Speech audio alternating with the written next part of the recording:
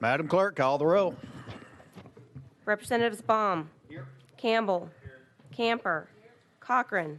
Here. Faison. Garrett. Hawk. Hazelwood. Here. Love. Here. Moon. Shaw. Whitson. Here. Williams. Chairman Hicks. Here. You have a quorum. Thank you very much. Members, I'd like to call the Finance, Ways and Means Subcommittee to order for February 15th, 2023. Are there any announcements or personal orders?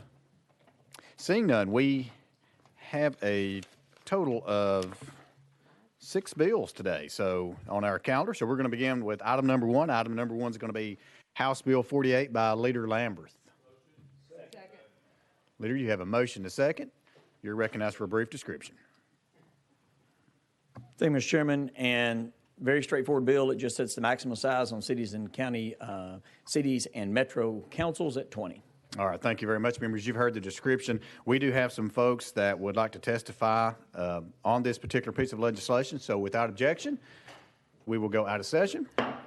And we're going to begin with Davey Tucker from the, is Mr. Tucker here? Yep, there he is, from the Interdenominational Ministers Fellowship. And sir, if you'll just come up, make sure your mic is on and introduce yourself. Mr. Tucker, and just make sure you'll have 3 minutes, sir. Okay, is that it? Yep, all right. Does my time start when I push the button or when you call me up here? Whenever you start talking from this point forward. All right. The logic and the rationale of this bill has eluded me up to this point. History has shown that majorities have been wrong. History has also shown that supermajorities can become tyrannical. The civics philosophy I was taught in Metro Nashville Public Schools suggested that all who are elected have a sworn duty to protect the constitutions of the state and the country. The right of self-governance is a fundamental expectation of a democracy. Something that many hold, I included, is the first duty of an elected official, even before the party agenda. The passage of this bill would undo 60 years of Nashville trying to get it right. It has been said that the passage of this bill would make Nashville's council more efficient. Efficient is defined as especially of a system or machine achieving maximum productivity with minimum wasted effort or expense. Efficiency implies that something operates better. From previous discussions on the merit of this bill, no concrete efficiencies have been offered. Nashville's current city council configuration serves a city of 715,000 with 5 at-large members. Metro council members represent approximately 20,000 residents. This bill, if passed, would increase each member's constituency by almost 100%. What is the efficiency that will be gained? Currently, minority representation in the council basically mirrors the population. There is serious trepidation that this bill would decrease such representation. By contrast, Sumter County has 24 county commissioners. Gallatin has 7 city council members. Goodlettsville, 5 city commissioners. Hendersonville has 12 aldermen. Millersville has 5 city commissioners. Portland has 7 city council members. Westmoreland has 5 aldermen, and White House has 4 aldermen for a total of 69 aldermen, commissioners, and council members in a county where the total population is a little over 200,000. Just easy math would suggest that each of these officials represents approximately 3,000 Sumner County residents. Metro Nashville is the economic engine of the state and a major contributor to the tax basis of particularly its contiguous counties. If efficiency is the aim of this legislation, should not these ambiguous efficiencies be made clear and debated before such a drastic, potentially damaging decision be made? The effects of this legislation, if passed, will reverberate throughout the entire region. Thank you. All right, thank you, Mr. Tucker. And if you'll hold up just 1 second, let's see if any member has any questions for Mr. Tucker. Are there any questions? Seeing none, thank you very much for being here, sir. All right, our next folks, and I don't know if you guys want to come up together. I've received it together, the request, Howard Gentry and Ginger Hauser, and that's from the office of Mayor Cooper. You are welcome to come up one at a time together, whichever one you would like. Are they? And you'll have 3 minutes apiece, so. Okay. And That's please, that's again, what I was worried about. yeah. Again, Yeah. state your name. if you Howard don't care. Gentry, I'm criminal court clerk in Nashville, Tennessee, and I got my little timer here in case you all don't have one. Yes, Howard Gentry, and I'm here to just have a discussion. I think a lot of people might expect, since I was one of the first African Americans elected in Nashville in '99, that that's what I'm going to talk about. But I've heard the discussions over the past few weeks, and I don't really know how much ground that, how much traction that gets. But my question is, why? Why are we here? Why are we here with this bill today? And why now? Why now? When a city is moving as diverse as Nashville is, when a city is there for everyone, why are we here? We say that this bill is a statewide bill for the state, but where's the statewide outcry? Correct me if I'm wrong, but I have not heard a city in the state pushing to exceed 20 council members, nor am aware of an effort to stop them from getting to 20. So it appears that Nashville, this is directed more at Nashville than anyone. Nashville's more effective than anyone. And why? Where's the outcry of the citizens from our community here in Nashville? I'm aware of a few businessmen. You say the businessmen, but a few. I'm aware of some local officials, but where's the outcry to reduce the council in half? Where's the outcry from the citizens? We talk about big numbers, 40, 20, down to 20, efficiency. But what we're really talking about is cutting a council, an effective body, in half. Has any of you thought about the real impact of reducing a functional, diverse legislative body by half? Have any of you asked your local officials about how cutting their council in half will affect their legislative process, representation of their citizens, their ability to have a diverse body? Have you asked how they would feel if the state inadvertently came in and decided to cut their council in half? Has anyone done a study to see the true impact of cutting the Metro Council in Nashville from 40 to 20, the effect of altering the election cycle, how these changes affect the charter, the effect of these changes on representation of our minority, diverse, and disenfranchised population? But the bigger issue, have you ever considered what representation in Nashville will look like? Moreover, what would it look like in your own cities if your council were cut in half?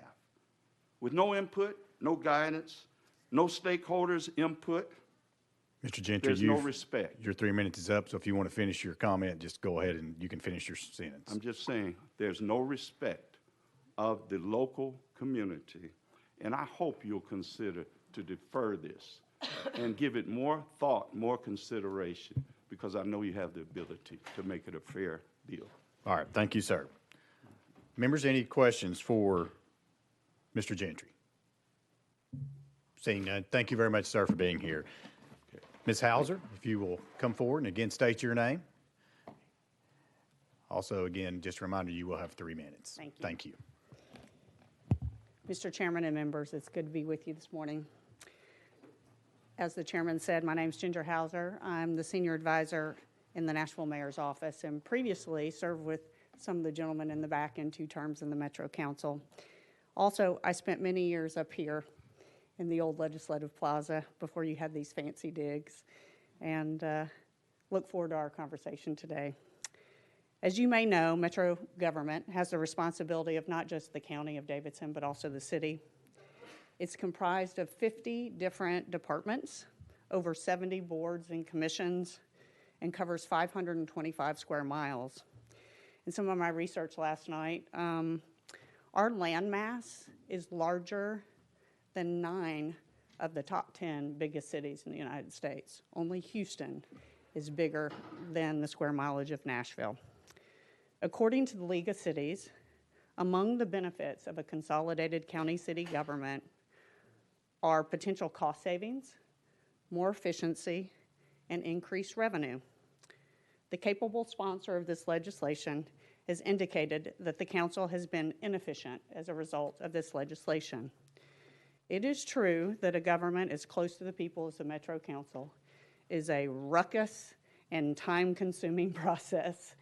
Yet, despite that, without fail, the council each year adopts an operating budget, a capital budget, rezones hundreds of properties, and votes every year on almost 2,000 pieces of legislation.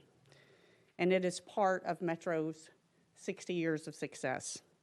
This success has allowed Nashville to become the 20th largest city in the United States and be named #1 in economic growth and #1 in metro economic strength in the nation. But this success is not just because of the Metro Council or the mayor or the city, but it is because of you in the state as well. In 2020, the Nashville area contributed almost 37% of the entire state GDP. That's more than 3 times that of Knoxville and more than 1.8 times that of Memphis to the state's GDP. Your low tax rate that we're all very proud of has created an incredible environment for job growth, business recruitment, and entrepreneurship that we are all proud of. And it has allowed us to work together to recruit some of the amazing businesses that have decided to take their roots and their home in Nashville. The voters have chosen to make Nashville-Davidson County one government, to have one school system, to have one council, to represent the diverse community. Ms. Hauser, if you will, just finish your thought, please. 3 minutes is up. Absolutely. That is citizen-driven and not led by professional politicians. I ask you to think of the will of the voters and the partnership that we've created as you consider this legislation. Thank you. Thank you very much. Ms. Hauser, if you'll hold up just 1 second. Absolutely. We're going to see if any members have any questions, and I think Representative Shaw, you'd like to be recognized. Thank you, Mr. Chairman, and thank you for being here. I asked this question last week to one of the sponsors, and maybe you know what other cities in the United States have this one government structure like Nashville.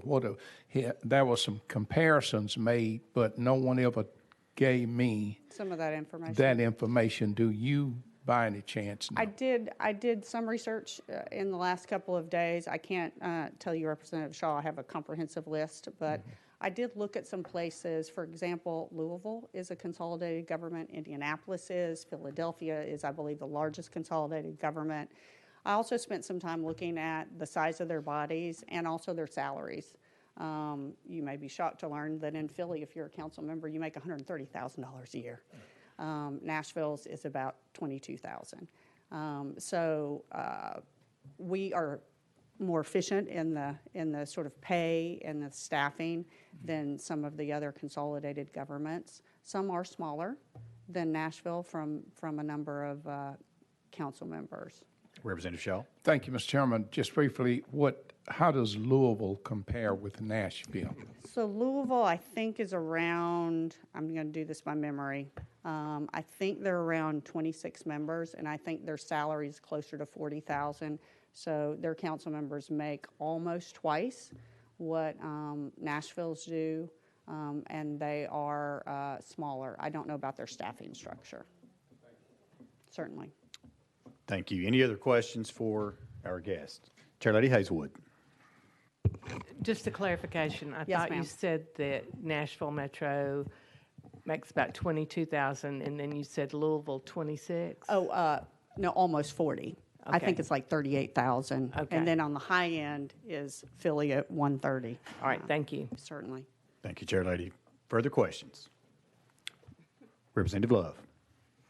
Thank you, Mr. Chairman. I apologize. Is it possible to ask Mr. Gentry a question? Yes, sir. If you'll come back up.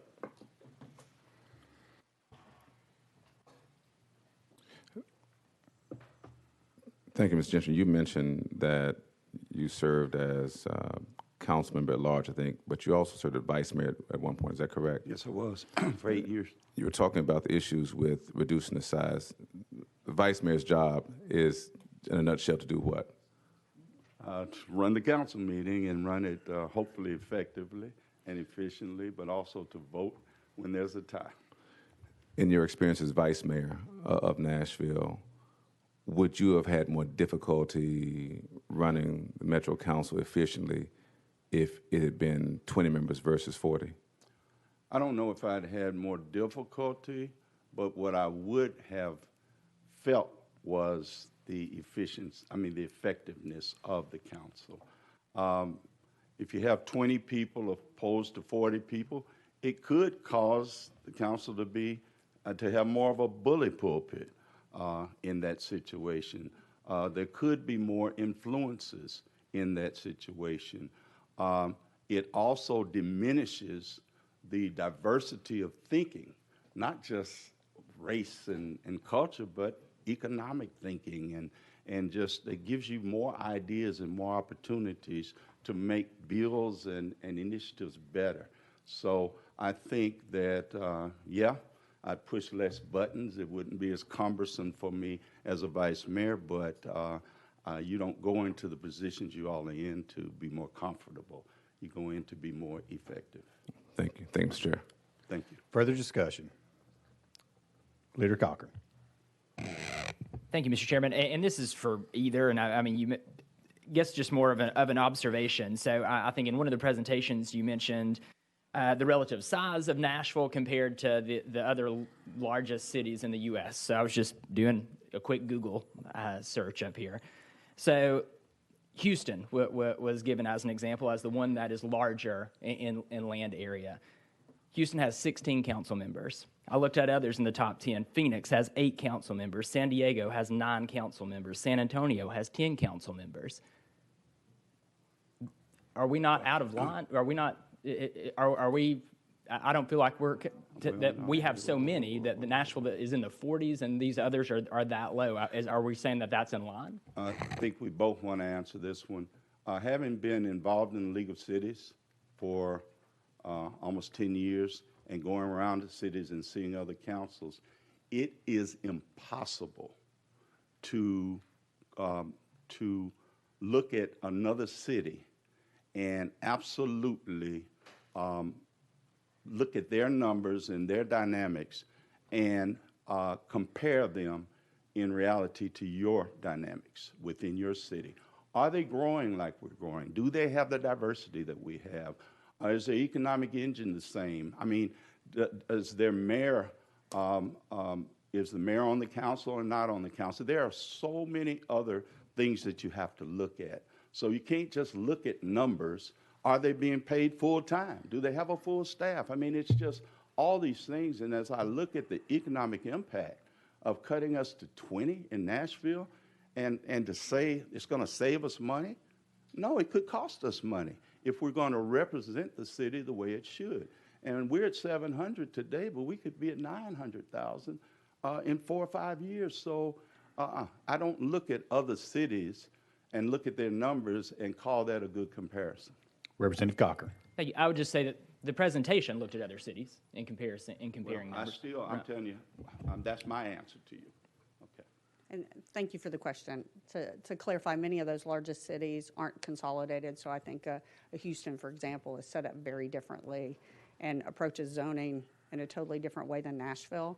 I was really looking at land mass, and where I do think that is relevant for the Metro Council is council members in Nashville are really the last stop for zoning. And as you might guess, when you come in every day, all the cranes around here, we are exploding in our growth. And the fact that we have one of the largest land masses for a local government and the council is in control of zoning really makes that a pretty burdensome task as a former council member to deal with zoning issues. So trying to think of how a council member that maybe has 2 or 3 times the number of constituents might be trying to juggle 100 zoning bills at one time without currently a full-time staff, I think it's challenging, and I think it probably will require us to look at staffing increases, salary increases, that sort of thing. I do know we submitted that as a city in our fiscal note, and I do know that the fiscal note does not reflect perhaps some of those changes that might result from this legislation. Is that helpful? Okay, thanks. Representative Cochran. All right, further questions for our guests. Representative Hall. Thank you, Mr. Chair. What is Metro Nashville's budget, yearly budget? I think it's about $3 billion. Is that correct? Looking at Jim. I think it's about $3 billion. Thank you very much. That's, Thank you, Mr. Chair. that's operating, not capital. Okay. That's, Representative Hall. Thank you. Representative Garrett. Thank you, Mr. Chairman. I was curious, you mentioned in your remarks that there's commissions, that there's boards, that there's nonprofits I'm sure you're available for. Can you name one of them that has more than 40 board members on your different commissions? The Nashville Public Library has 6.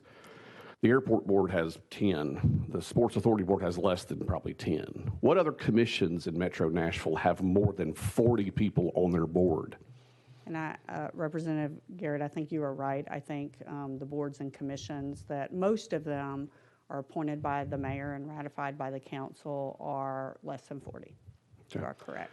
Have you ever served on any nonprofit boards? I have. Okay. Have you served on a nonprofit board that had 40 or more people on it? I don't, well, let me think about this. I don't believe so, although I have served on my neighborhood association boards at periods of time over the last 20 years, and it can come close to that. Okay. Thank you very much. Certainly. Thank you. Members, questions? All right, seeing none. Representative Love, sorry about that. Yes, let me ask, the Pencil Foundation, how many board members are on there? If you're going to answer the question, I'm going to ask you to come to the I'm sorry. microphone so we can. Mr. Gentry, have you served on nonprofit boards that have more than 40 members? Oh, yeah. Boy Scouts, a lot of you have served on it, too. Could have 140. Also, boards and commissions are advisory oversight. Council is legislative, like you are. So what if the federal government came in and wanted to cut you all down? I mean, it's the same difference. And so I can't compare a board or commission to a legislative body. You all represent the entire state of Tennessee, from the hills to the valleys, and the people in it. And you represent it well. And I'm proud of you for the representation you make. And you're able to represent us all because there are enough of you to do it. And nobody's messing with you. Allow us to do the same. Representative Love? Thank you. Thank you, Mr. Chair. All right. Members, further questions? Seeing none, if there's no objection, we're going to go back into session. We're back on the bill. Leader, you're recognized. Thank you, Mr. Chairman. Just a couple of things. One, I want to say to Mr. Gentry, he, in my humble opinion, while we may disagree on politics, and particularly on this bill, he is one of the finest public servants that I've ever met, and has served the people of Nashville well. So I do want to take an opportunity to thank him. He's been doing this a long time. Some of the stuff that was said today, I will say this, as far as counties are concerned, many of you on this committee already know this, that's constitutionally bound, so it takes a constitutional amendment for that. That is something to think about. I mean, currently they are set at a maximum of 25. If I had my druthers, we would probably set them at a maximum of 20 as well. Everything we've all said leads to the conclusion that larger is not better.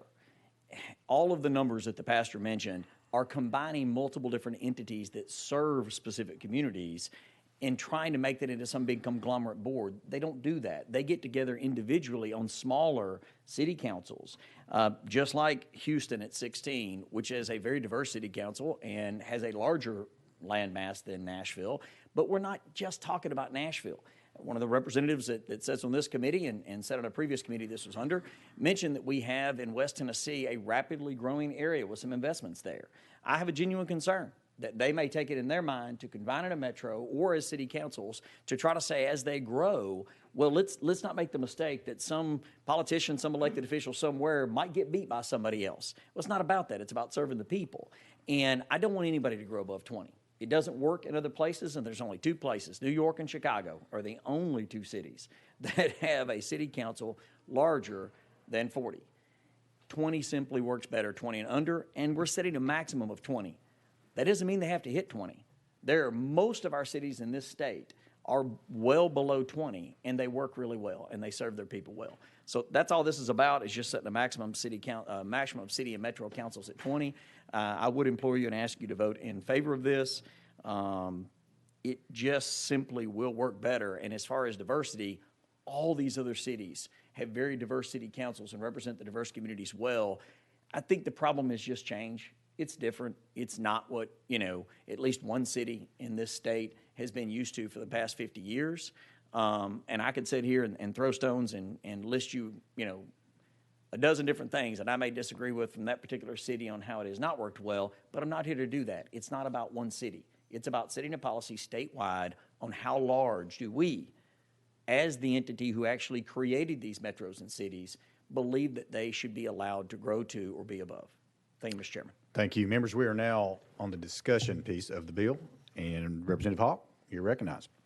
Thank you, Mr. Chairman. Leader Lamberth, I was in a similar situation to you about 5 years ago, ironically, and I asked the question about the budget for Metro Nashville, and was answered at $3 billion. As we look at other deliberative bodies that invest taxpayer funds as well, I'm reminded of a budget that we consider for the University of Tennessee system just a few moments ago that is also $3.1 billion.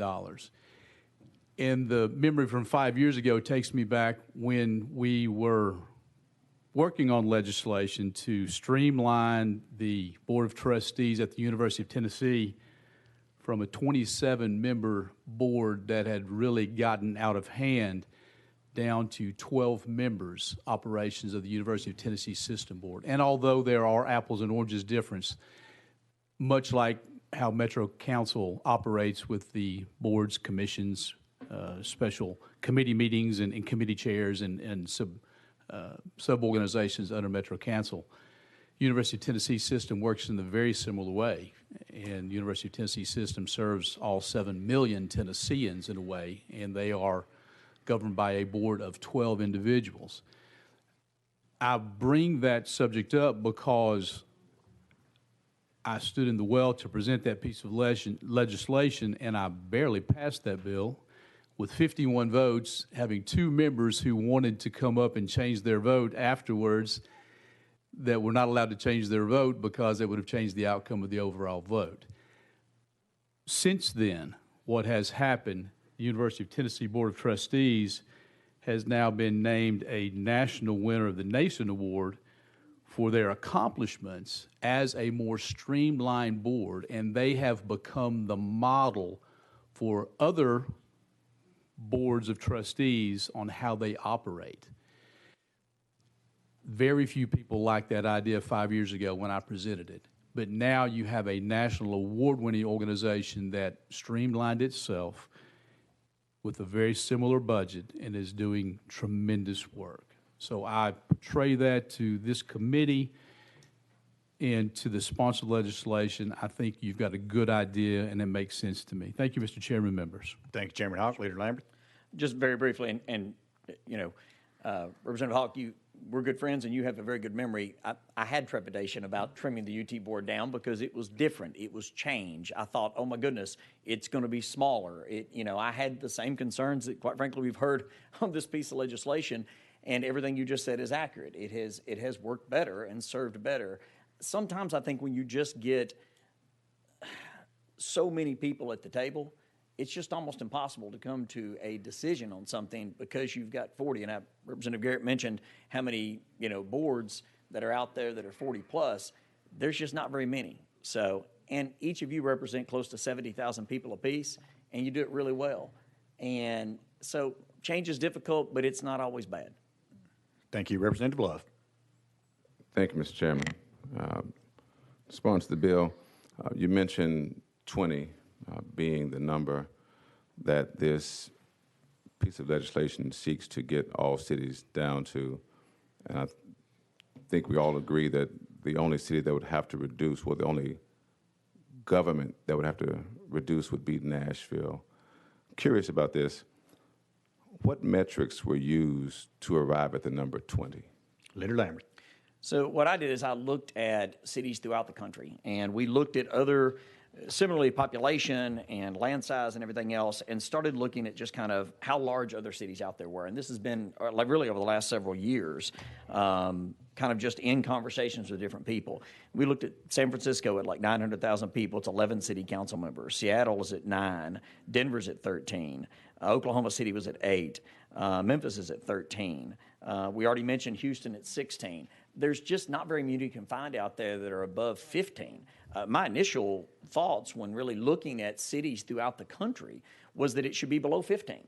But to try to, at least come up with a number that would be, I guess, not as big a shock. And honestly, I don't know if there are other cities in Tennessee that are above 20. No one has contacted me. I am making an assumption because of that there are not any. But I don't ever want anybody going above that either. And based on what I saw in other cities throughout the country, really under 15 is ideal.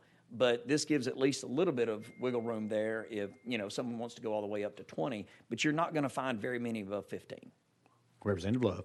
Thank you, Mr. Chairman. And that gets at part of my question. I'm looking at Hartsville, which I think is a metropolitan form of government. And their population is quite a little bit lower than Nashville's. And we oftentimes talk about ratios in the classroom, how effective a teacher can be. And the ratio of council member to citizen in that particular metropolitan form of government seems to be working.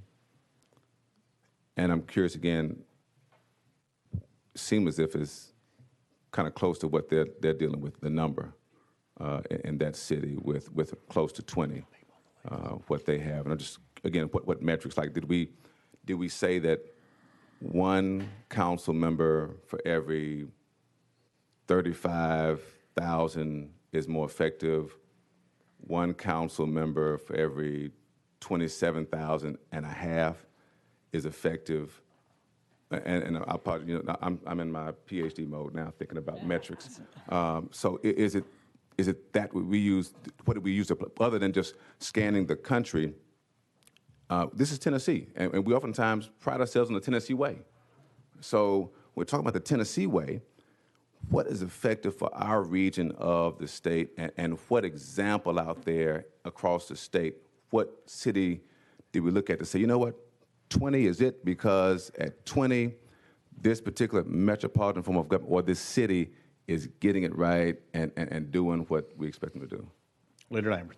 Thank you. And again, it's looking at similarly situated cities that are growing, that are somewhere between 800,000 to 1.2 million. And when you start looking at that, you just don't find very many over 20. In fact, the only two I could find were New York and Chicago. Not exactly the best examples of cities that are well run. I'm sure they do some things well, but not exactly the best examples. And I've got a good friend of mine that has told me this for years. If you're doing something nobody else is doing, you've either hit on the best idea anybody thought of and everybody else is going to start doing it, or you got a bad idea that you probably need to change. And I'm paraphrasing that, so I apologize to my friend for not quoting him exactly. But, I mean, we have at least one city that we've heard from that has, had 40 city council members for, 50 years. And that wasn't the original design. Nashville's original charter that was put out there was proposed to be at 21 members. So it's not just me. It's not just us. Just group dynamics in general. And it's not about the number of constituents per representative, so to speak. So much of that is personality. How hard is someone willing to work? How hard is somebody willing to get out there and get into the community? But when you're talking about group dynamics on a specific entity, again, when you look at the UT board, when you look at city councils, when you look at boards and commissions, you just don't find very many above 15 or 20 folks, not that are effective. Representative Love. I would add to this that Nashville, as compared to New York and Chicago, may be a different comparison because we're talking about, with Nashville, a consolidated government. For example, Berry Hill, Goodlettsville, Oak Hill, Belmead, and Forest Hill, although they have their own governments, Metro Nashville Davidson County provides some services to them. And that's not happening across New York or Chicago, where you have satellite cities that are getting other services from a metropolitan form of government. Because in New York, you have New York City, then you got New York County. And I don't think Hartsfield is providing services, they could be, to surrounding satellite cities. And so for me, I think this is where my concern comes, that when we're talking about efficiency and maybe approving a fire department budget for Metro Nashville Davidson County, which provides fire services to Berry Hill, Goodlettsville, Oak Hill, Belmead, Forest Hills. Now what you're getting into is maybe not producing a more efficient government, but one that actually may be a bit slowed down, because as the budget process that we all know on this committee can become a bit difficult to maneuver sometimes, I'm just thinking that maybe that number, which is why I was asking what the metrics were used to get to 20.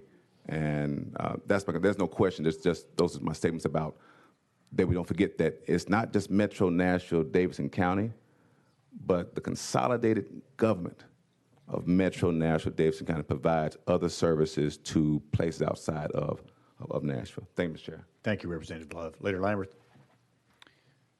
Okay, next on the list, Leader Camper. Thank you, Mr. Chairman. Mr. Leader, I think Representative Love talked to the issues that I was concerned about. I feel like there's this false comparison between cities like a Chicago, like a Seattle, and the ones we've heard. They're not metropolitan forms of government. So you have in the metropolitan form of government like we have here, it's the entire county and all the satellite cities that are being served.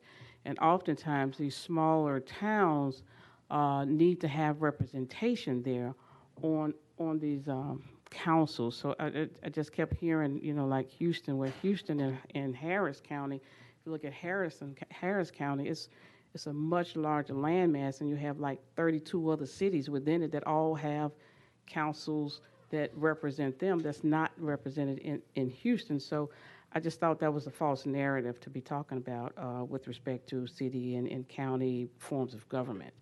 But I do have a question, Mr. Sponsor, about the amendment that went on. I think it extends some of them to 2024. Leader Lambert. Is that? Yes, so what we didn't want to do is any cities out there that needed to shrink down, obviously when we drafted this, we weren't entirely aware of how many that would include, but we anticipated that there would be at least some, and we've heard from one for sure. That redistricting process is entirely up to them to handle, and also some other decisions as to what number to hit. We're setting a maximum here, we're not setting a minimum, but how many to have. Again, I have at least put my opinion out there that I think under 15 is what works really well for most others, including Memphis and other entities out there. But they've got to decide that. Whether or not the vice mayor is a voting member, whether or not they have at-large, how those districts look. So to get that done this year is absolutely possible, but it's a tight time frame. And so literally just to give folks one more year, which we have done every time we move like a city's election from August to November, and we've done hundreds of those, you can extend a term, but we cannot truncate one. So in order to be able to actually get this done in a timely manner, it was either do it this year or extend those terms out 1 year to give them that year to be able to make these decisions. Leader Camper. And if there's a member who decide, I'm ready to go, I don't want this extra year here, then I imagine that'd be a special election to replace them for that year, or how do you see that happening? Leader Lambert. So the other part of that amendment is the governing body of a municipality may take any action by majority vote of the governing body necessary to implement and facilitate this section, irrespective of any provision of a charter or private act. That's up to them on how to handle that. I will tell you, I think that's pretty selfish on that person's part if they just want to give up and go home and abandon their constituents. I would hope they would not do that. Leader Camper. Okay, thank you. I was just trying to make sure that the local body had the wherewithal to deal with that, because some people may feel there's a term limit violation, maybe a lawsuit later, and I was trying to make sure that you know, they're not being sued because they didn't, you know, follow the rules in which they felt they were operating in. I think that's it, Mr. Chairman. Thank you, Mr. Sponsor. All right, thank you. Representative Shaw. Thank you, Mr. Chairman. Mr. Leader, always highly respect you and your work, but I do want to ask you, when you talk about the racial balance or makeup, have you given any consideration to, compared to where it is now, how it would be in Nashville if you only had 20 council members for the population of 700,000, whatever? And I don't know at this point how many are white, how many are black, others, I don't know. But normally on a board, and I go back to remind myself when I first came to the legislature, the district that was redrawn was because there were not enough people of color being represented in West Tennessee. We had the legislators. They were representing all the people, but the people of color were not getting any attention. And normally on a board, it takes that board member of that particular race to really identify what's needed in those communities. And that's kind of why they said, of course, I've had to run for the district, but that's why we have District 80. They said in West Tennessee, we kind of need a person of color to be able to identify and to work with the other people of color to kind of know what they need, the needs of the state, vice versa. So doing this, streaming down to 20 members, how is that going to affect the representation, overall representation of Nashville? In other words, will there be a Caucasian representing the black communities who may or may not understand the really needs of that community, if you kind of see what I'm saying? Leader Lambert. Yeah. So really two different things there. I mean, who to elect is up to the people of Nashville or any other city. They can set whatever criteria they would like when somebody knocks on their door, shakes their hand, as to whether or not they want to elect that person. So that's up to each one of our cities and metros as to who to elect. As far as their representation, this will vastly improve it. I mean, again, all of these other cities do it well, and they do it with fewer council members. And so that's going to definitely improve, and it will save approximately $500,000 a year. So on the fiscal note, it saves $509,800 per year after next year. And so no doubt about it, it saves money. They could just chalk that into the coffers, or they can use that for additional staffing and everything else. They cannot violate in redistricting, just as we cannot violate all of the laws, regulations, and court cases that are out there to protect the other aspect of what you were mentioning. If they have majority-minority districts now, that percentage is going to have to be the same, whether the council is 10, 20, 40, or 100. That can't change. And so I would caution any city that goes through redistricting ever, either through this process or anything else, to always keep that in mind. Your question on metros, it's 30-plus consolidated governments throughout the country. So, and from little bitty to larger, but it doesn't seem to be something that a lot of cities have gone through, cities and counties, but there's 30-plus of those throughout the country. Representative Shaw. Thank you, Mr. Chairman. You partially answered my question, but what I'm trying to get to, if you got 40 now, I would assume that's 40 different districts. Is that would be fair? Does one council person represent several districts? 35 and 5. I'm sorry. Leader Lambert. Thank you. I think it's 35 right now districts and then 5 at large is how it's currently structured if you're talking about Nashville. Now, the rest of the cities throughout the state, it's different for every city. Okay. Representative Shaw. So then you got to take 35 districts and somehow or another process them, if you will, into 20 districts. And when you do that, can you, I guess, and you may not can answer this, but I just only raise this, would those districts be drawn fairly for everybody to get the representation they needed to get? That would be the ultimate question. And I don't know if you can answer that now. Leader Lamberth. Okay. Yes, sir, they would have to be. Sorry, I guess is my answer. I mean, under the laws that we have in the court cases out there, they have to be.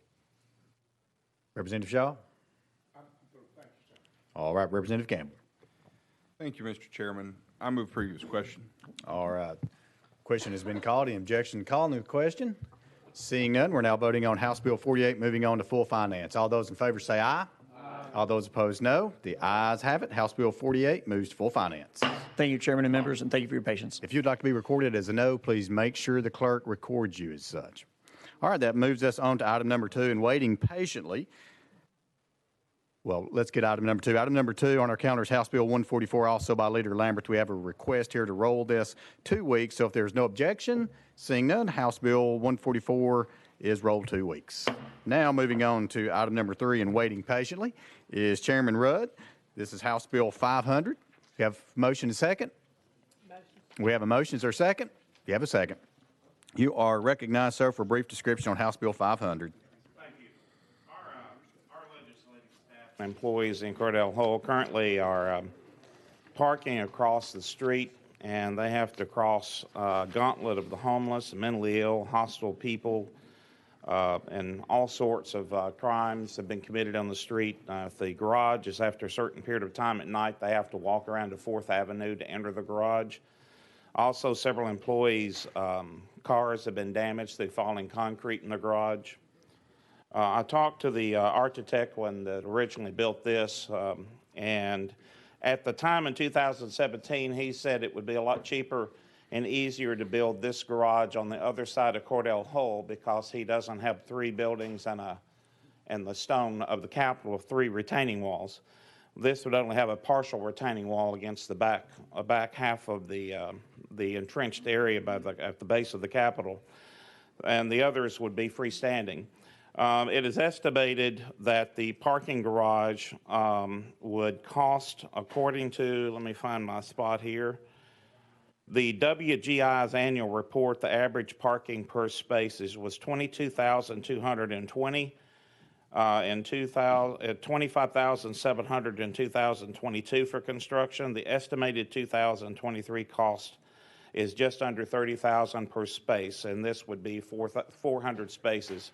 That would be enough for all our legislative employees, the clerk's office, research, and legal. I've budgeted $50,000 a spot, and when the average cost is under $30,000 a spot. So that any unused money could be returned to the general fund. Also, I would assume, like they did when they remodeled Cordell Hull, that the speakers would appoint a committee to oversee the construction and design phase, and they could decide whether to utilize the money or to return it or what it would cost to do. The top floor of the garage, the 4-story garage, would either be a park-like setting like Speaker Beth Harwell Plaza, or it could be used for overflow and guests or interns and other things. That would be up to the committee and the speakers to decide. I envision that there would be a 10-foot space between the Cordell Hull building and the actual wall of the parking garage, where there's currently a sidewalk, would be moved over, so none of the windows that are currently on the side of the building below our offices would have to be sealed up. Also, we have, I must say, we have the land, we have the money, we have the responsibility to our employees, and we can build a parking garage at Cordell Hall. We have a $53 billion budget, with billions going to highways, education, employee pay raises for targeted executive departments, state parks, and a host of other giveaways. Again, we have the money, we have the need, and we have the land. It makes sense physically, and it makes sense for human terms for us to please provide parking spaces for our employees. And I asked your approval and opened any questions. All right, thank you, Chairman Rudd. Members, you've heard the description of House Bill 500. Any discussion? Representative Love.